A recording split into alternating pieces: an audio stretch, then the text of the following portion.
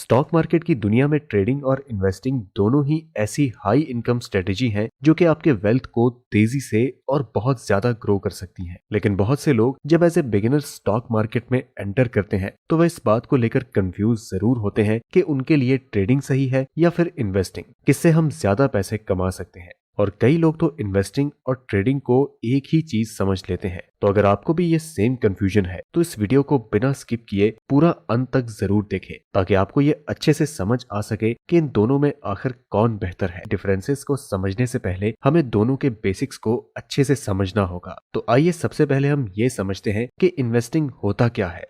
अगर इन्वेस्टिंग को simple language में एक्सप्लेन करूं तो आप इसे ऐसे समझ सकते हैं कि इन्वेस्टिंग के थ्रू आप किसी भी कंपनी के शेयर्स खरीद कर उसके बिजनेस में इन्वेस्ट करते हो। यहाँ आपका विजन लॉन्ग टर्म के लिए उस कंपनी के स्टॉक को होल्ड करना होता है, जैसे कि 1 साल, 5 साल, 10 साल, 30 साल या फिर उससे भी ज्यादा, जिसे इन्वेस्टिंग की लैंग्वेज में शेयर्स का होल्डिंग पीरियड भी कहते हैं। जैसे जैसे कंपनी के बिजनेस ग्रो करते हैं उसी प्रकार हमारी इन्वेस्टमेंट अमाउंट भी ग्रो करती रहती है और आपको डिविडेंड्स भी मिलता है, जिससे कि आपका वेल्थ ग्रो होता है। एक तरीके से इन्वेस्ट करके आप किसी पब्लिक बिजनेस के ओनरशिप का कुछ हिस्सा खरीदते हो और बिना उस कंपनी के लिए कोई काम किए ही उस कंपनी से पैसे कमाते रहते हो। दुनिया के सबसे सक्सेसफुल इन्वेस्टर जिनका नाम कई सालों से कंसिस्टेंटली टॉप 10 रिचेस्ट पर्सन्स में आ रहा है, यानी कि वॉरेन बफेट, उनकी एक बड़ी ही फेमस लाइन है, if you don't find a way to make money while you sleep you will work until you die. यानी कि अगर आपने सोते हुए भी पैसे कमाना नहीं सीखा तो आपको मरते दम तक काम करना पड़ेगा। इन्वेस्टिंग की मदद से आपका पैसा आपके लिए काम करता रहता है और आपके वेल्थ को बढ़ाता ही रहता है। साथ ही आपको पैसिव इनकम के तौर पर डिविडेंड्स भी मिलते रहते हैं। Warren Buffett long term value investing पे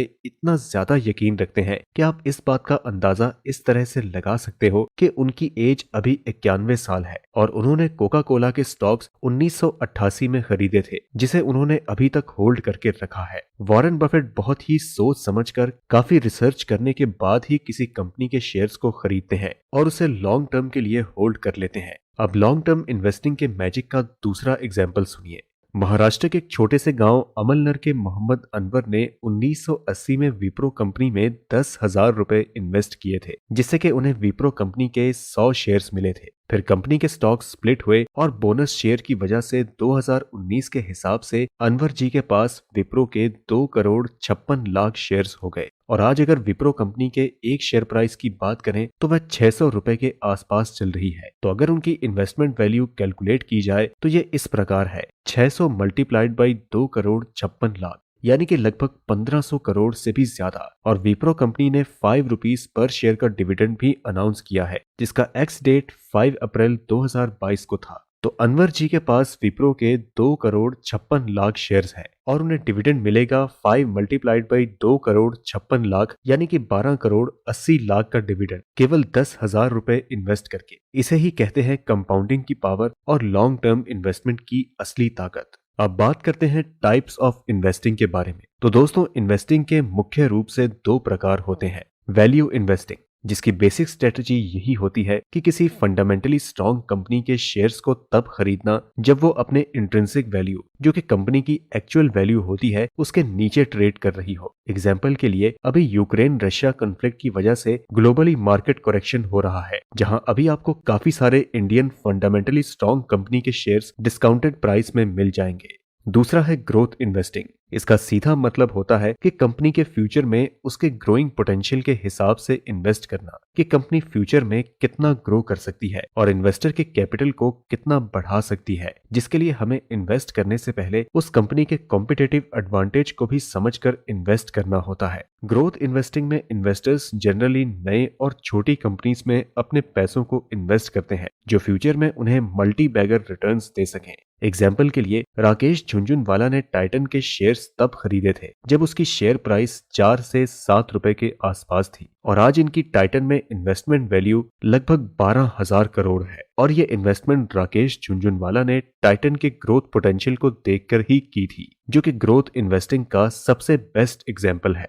अब बात करते हैं कि इन्वेस्टिंग के लिए कौन कौन सी स्किल्स रिक्वायर्ड है। तो अगर आपको क्लास 6 तक की बेसिक मैथमेटिक्स भी आती हैं तो भी आप इन्वेस्टिंग आराम से कर सकते हो। एक प्रॉफिटेबल इन्वेस्टर बनने के लिए जो सबसे जरूरी स्किल चाहिए वो है फंडामेंटल एनालिसिस। इसका मतलब होता है किसी भी कंपनी के बिजनेस के प्रोसेस को समझना और उसके फ्यूचर ग्रोथ प्रोस्पेक्टिव को एनालाइज करके देखना कि फ्यूचर में वो कंपनी कितना ग्रो कर सकती है। तो इसी को ही हम फंडामेंटल एनालिसिस कहते हैं। जिस तरह ट्रेडर्स टेक्निकल एनालिसिस यूज करते हैं जिसके बारे में आगे बात की जाएगी, उसी तरह से इन्वेस्टर्स फंडामेंटल एनालिसिस का यूज करके ये पता लगाने की कोशिश करते हैं कि कंपनी का बिजनेस प्रॉफिटेबल है या नहीं, क्या कंपनी के पास ग्रोथ पोटेंशियल है, इसकी मैनेजमेंट कैसी है, कंपनी का प्रोडक्ट क्या है, प्रोमोटर्स जिसने इनिशियली कंपनी को स्टार्ट किया था उनकी लाइफस्टाइल कैसी है, कंपनी के फाइनेंशियल हेल्थ कैसे हैं, यानी कि कंपनी के पास कितने के एसेट्स और लायबिलिटीज हैं, कंपनी ने कितना कर्ज ले रखा है और इसका डेब्ट टू इक्विटी रेशियो कितना है, कंपनी के प्रोमोटर्स के पास कंपनी के शेयर्स की कितनी होल्डिंग है और इसकी क्या क्या कॉम्पिटिटिव एडवांटेजेस हैं, एटसेट्रा एटसेट्रा। और ये सब अच्छे से एनालाइज करने के बाद इन्वेस्टर्स को ये अंदाजा लग जाता है कि कंपनी का बिजनेस फ्यूचर में कितना ग्रो होगा और उन्हें अपने इन्वेस्टमेंट पर कितना फायदा हो सकता है। और अच्छे से एनालिसिस करने के बाद हमें कंपनी की मैक्सिमम चीजें पॉजिटिव मिलती हैं तो हम ये कह सकते हैं कि कंपनी फंडामेंटली स्ट्रांग है और लॉन्ग टर्म इन्वेस्टिंग के लिए एकदम सूटेबल है। आइए अब बात करते हैं कि ट्रेडिंग क्या होता है। अगर बहुत ही सिंपल लैंग्वेज में समझाऊं तो किसी भी चीज को कम कीमत पर खरीदकर ज्यादा में बेचना ही ट्रेडिंग कहलाता है। जैसे कि मान लीजिए कि आपने किसी प्रोडक्ट को 100 रुपए में खरीदकर उसे 110 रुपए में बेच दिया तो ये ट्रेडिंग कहलाता है। उसी तरह स्टॉक मार्केट में कंपनीज के शेयर्स के बीच ट्रेडिंग होती है। तो ट्रेडिंग का मेन गोल होता है कि शॉर्ट टर्म में बस कंपनी के प्राइस मूवमेंट्स और करंट मार्केट की न्यूज को एनालाइज करके प्रॉफिट कमाना। ट्रेडिंग 1 मिनट की हो सकती है, 1 घंटे की हो सकती है, कुछ दिनों के लिए हो सकती है, कुछ हफ्ते के लिए या कुछ महीनों के लिए भी हो सकती है। जब ट्रेडर एक ही दिन में शेयर को खरीदकर बिक्री करता है मार्केट ओपनिंग से लेकर मार्केट क्लोजिंग के बीच, तो इसे इंट्राडे ट्रेडिंग कहा जाएगा। जब ट्रेडर कुछ दिनों से लेकर कुछ हफ्तों तक शेयर्स होल्ड करके बेचता है तो इसे स्विंग ट्रेडिंग कहा जाता है। अब बात करते हैं ट्रेडिंग के लिए हमें कैसी स्किल्स चाहिए। सबसे जरूरी स्किल जो ट्रेडिंग के फील्ड में चाहिए होती है वो है टेक्निकल एनालिसिस। टेक्निकल एनालिसिस का यूज किसी स्टॉक की प्राइस मूवमेंट की हिस्ट्री को देखते हुए इसके फ्यूचर को प्रेडिक्ट किया जाता है कि आगे शेयर की प्राइस कहां जाएगी। किसी भी ट्रेडर्स को प्रॉफिट कमाने के लिए टेक्निकल एनालिसिस सीखनी ही पड़ती है, जैसे कि कैंडल स्टिक को समझना और चार्ट पैटर्न्स को समझना। टेक्निकल एनालिसिस से प्रॉफिट्स कमाने के लिए कई तरह के इंडिकेटर्स का यूज करके स्ट्रेटजीज बनाई जाती हैं। जैसे कि ट्रेडिंग की दुनिया में कुछ बहुत ही फेमस स्ट्रेटजी हैं, जैसे कि price action strategy, breakout trading strategy और ब्रेकआउट ट्रेडिंग स्ट्रेटजी। आइए अब हम इन्वेस्टिंग और ट्रेडिंग के कोर डिफरेंसेस को समझ लेते हैं। पहला है risk and reward involve. Trading का मेन गोल शॉर्ट टर्म में पैसा कमाना होता है, जिस वजह से ट्रेडिंग में कंपैरेटिवली इन्वेस्टिंग से ज्यादा रिस्क होता है, क्योंकि शॉर्ट टर्म में मार्केट वोलेटिलिटी की वजह से किसी भी स्टॉक के प्राइस मूवमेंट्स को अच्छे से ट्रैक करके उसके फ्यूचर को प्रेडिक्ट करना काफी मुश्किल होता है। इसलिए अच्छे से अच्छे ट्रेडर की एक्यूरेसी 100% कभी नहीं हो सकती है। और डाटा के हिसाब से बात करें तो लगभग 90% ट्रेडर्स को लॉस होता है और केवल 10% लोग ही ट्रेडिंग से पैसा बना पाते हैं, जिन्होंने ट्रेडिंग को सीखने में अपना काफी टाइम और एनर्जी लगाया है। कुछ सक्सेसफुल ट्रेडर्स की एग्जांपल्स की बात करें तो जॉर्ज सोरस ने 1992 में ट्रेडिंग से $1 बिलियन का प्रॉफिट कमाया था और हमारे इंडिया में साकेत रामाकृष्ण ने 22,500 से शुरुआत करके ट्रेडिंग से 4 करोड़ रुपए बना लिए। वहीं इन्वेस्टिंग का मेन गोल लॉन्ग टर्म में पैसा कमाना होता है, यानी कि इन्वेस्टिंग में मेन फोकस वेल्थ को क्रिएट करना होता है। इन्वेस्टिंग में रिस्क कम होता है क्योंकि इन्वेस्टर्स की अप्रोच लॉन्ग टर्म में होने की वजह से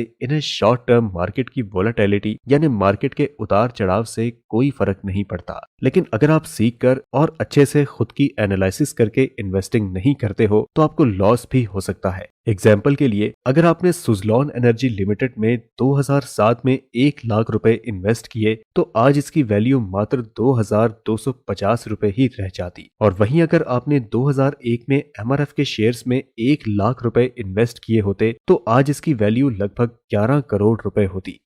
दूसरा है टाइम कंज्यूमिंग। ट्रेडिंग में बहुत ज्यादा टाइम कंज्यूम होता है। आपको सीखना होता है अपनी स्ट्रेटजी बनानी होती है, रिस्क मैनेज करना होता है, पेपर पर प्रैक्टिस करनी होती है, ओपन मार्केट में स्क्रीन के सामने बैठे रहना होता है। वहीं इन्वेस्टिंग में बस आपका वन टाइम एफर्ट कंपनी को एनालिसिस करने में लगता है, फिर बाद में आप फ्री हो जाते हो और आपको स्क्रीन के सामने बैठे रहने की कोई जरूरत नहीं होती और ना ही आपको मार्केट के उतार चढ़ाव से उतना मतलब होता है, क्योंकि आपका विजन लॉन्ग टर्म का है और लॉन्ग टर्म में हर financially and fundamentally strong company के शेयर प्राइस ऊपर ही जाते हैं। एग्जाम्पल के लिए आप सेंसेक्स और निफ्टी के ग्राफ को ही देख लो। भले ही शॉर्ट टर्म में इनमें काफी उतार चढ़ाव हो रहा है, लेकिन लॉन्ग टर्म में ये ऊपर ही जा रहा है क्योंकि देश की इकोनॉमी बढ़ती जा रही है। अगला है कैपिटल ग्रोथ। ट्रेडिंग में शॉर्ट टर्म में पैसे बनाए जाते हैं। अगर आप हमेशा सीखते रहते हो और अगर आपकी स्ट्रेटजी सही बैठती है तो यकीनन आपकी कैपिटल ग्रो होगी। जबकि इन्वेस्टिंग में लॉन्ग टर्म में पैसे बनाए जाते हैं और यहाँ से हमें पैसिव इनकम भी डिविडेंड्स के थ्रू मिलते रहते हैं। अगला है एनालिसिस। ट्रेडिंग के लिए टेक्निकल एनालिसिस किया जाता है, जिसमें आप चार्ट पैटर्न्स, ग्राफ्स और स्टॉक की पास्ट मूवमेंट को ट्रैक करके फ्यूचर की मूवमेंट्स को प्रेडिक्ट करते हो, जिस वजह से इसमें आपके कैपिटल पर रिस्क इन्वॉल्व होता है। इन्वेस्टिंग में फंडामेंटल एनालिसिस परफॉर्म किया जाता है, जिसमें आप कंपनी की क्वार्टरली रिजल्ट्स को एनालाइज करते हो, उसके एनुअल रिपोर्ट्स को पढ़ते हो, उसकी बैलेंस शीट चेक करते हो, फाइनेंशियल रेशियोज चेक करते हो और कंपनी की फ्यूचर के ग्रोथ प्रोस्पेक्ट्स को एनालाइज करके पैसे बनाने का एम रखते हो, जिससे कि लॉन्ग टर्म में आपकी वेल्थ ग्रो हो सके। दोस्तों, ट्रेडिंग में कंपाउंडिंग का फायदा नहीं मिलता है क्योंकि यहाँ आपका गोल शॉर्ट टर्म में पैसे कमाना होता है और कंपाउंडिंग का असर शॉर्ट टर्म में नहीं दिखता है। इन्वेस्टिंग पे यकीनन लॉन्ग टर्म में कंपाउंडिंग का फायदा मिलता है। तो आइए अब बात करते हैं कि क्या करना सही है, इन्वेस्टिंग या ट्रेडिंग। दोस्तों, ट्रेडिंग सही है या फिर इन्वेस्टिंग, इसका कोई फिक्स्ड आंसर नहीं है क्योंकि पैसा दोनों चीजों से ही बनता है। अगर आपके पास इतना समय है कि आप स्क्रीन के सामने बैठकर अपनी स्ट्रेटजी बनाओ, मार्केट को शॉर्ट टर्म में प्रेडिक्ट करके प्रॉफिट बनाओ और अगर आपके रिस्क टेकिंग एपिटाइट ज्यादा है तो आप यकीनन ट्रेडिंग कर सकते हो। लेकिन एडवाइस यही रहेगी कि टेक्निकल एनालिसिस को सीख कर ही ट्रेडिंग करें। और अगर आपके पास ज्यादा समय नहीं है और आप बार बार अपने होल्डिंग्स को देखना नहीं चाहते हैं, मार्केट की वोलेटिलिटी से आपको ज्यादा मतलब नहीं रखना है और लॉन्ग टर्म में कंपाउंडिंग की पावर का भरपूर फायदा उठाना है, तो आप इन्वेस्टिंग की तरफ जा सकते हैं। लेकिन एडवाइस रहेगी कि आप बेसिक फंडामेंटल एनालिसिस जैसे कि बैलेंस शीट और इंपॉर्टेंट फाइनेंशियल रेशियोज को एनालाइज करना सीख लो। या तो आप ट्रेडिंग और इन्वेस्टिंग दोनों भी कर सकते हो। ये सब कुछ आप पर डिपेंड करता है कि आपको क्या करना है, क्योंकि अगर आप यहाँ तक रुके हुए हैं तो आपको ट्रेडिंग और इन्वेस्टिंग के बेसिक्स तो क्लियर हो ही गए होंगे। बस एक बात याद रखना कि ट्रेडिंग में रिस्क कंपैरेटिवली इन्वेस्टिंग से ज्यादा होता है। तो दोस्तों, उम्मीद है कि आपको इस वीडियो से वैल्यू मिली होगी। अगर आपको अभी भी कुछ डाउट है तो आप कमेंट में जरूर पूछ सकते हैं। वीडियो पसंद आई तो लाइक करें और अपने फ्रेंड्स और रिलेटिव्स के साथ भी शेयर करें।